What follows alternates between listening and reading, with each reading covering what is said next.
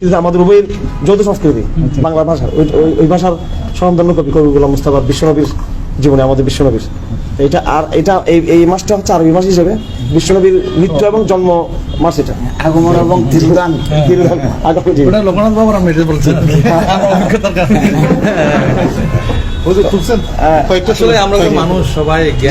আমি দেখবেন মুরব্বীদের একটু অনুমতি নিয়ে দু একটা কথা বলতে চাই।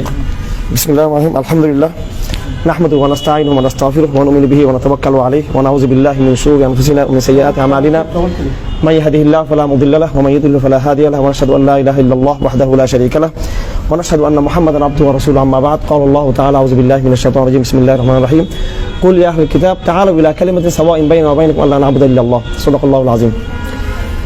আসলে আমরা চাই আমাদের এই পারস্পরিক সম্পর্কটা জাস্ট সৌজন্যতার মধ্যে সীমাবদ্ধ না থেকে একটা সাস্টেনেবল জায়গার মধ্যে পৌঁছুক। একটু আমি গোড়া থেকে শুরু করলে জিনিসগুলো আরও ক্লিয়ার হবে।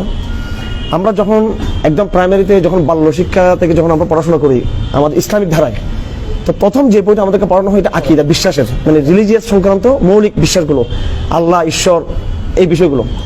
এই বইটার নাম আমরা সবাই পড়ছি, বইটার নাম হচ্ছে তালিমুল ইসলাম। এটা ছাড়া কোনো প্রাথমিক শিক্ষার কল্পনা করা যেতে পারে না। ভারতবর্ষের যে কোনো স্কলারশিপ যত বড় হোক, যে ধারার হোক ইসলামের, সবাইকে এই বইটা পড়েই কিন্তু প্রাইমারি স্টেজ থেকে তাকে উপর দিকে যেতে হয়।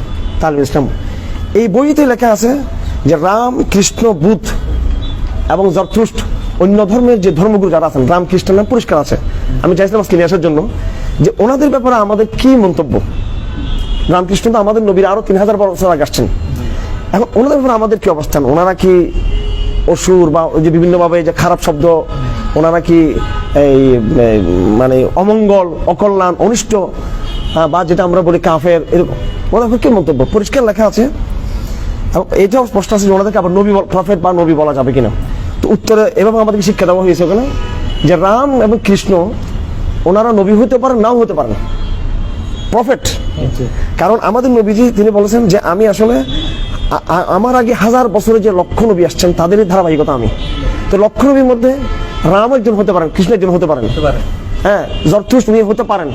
তো বই বলা হচ্ছে সেটা আমাদের নিশ্চয়তা নাই, তবে যেহেতু নবী হতে পারেন, নাও হতে পারেন। বেদ সম্পর্কে বলা আছে, এই বেদটা সেম টু কোরআন, আসমান থেকে অবতীর্ণ এমন গ্রন্থ হবার কিছু সম্ভাবনা আছে।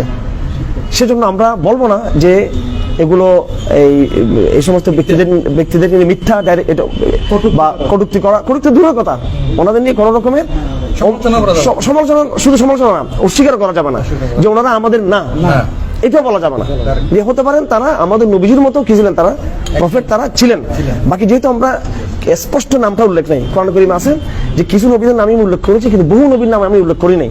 তো যেহেতু বহু নবীর নাম কোরআনে উল্লেখ করা হয়নি, কোরআন তো ছোট গ্রন্থ, এমন ওই উল্লেখ না করেন আমার মধ্যে ওনারাও কি থাকতে পারেন। আর ইব্রাহিমকে তো ফাদার অফ নেশন বলা, এখানে আপনারাও মানে সবাই মানে। তো এই ক্ষেত্রে এই বিষয়গুলো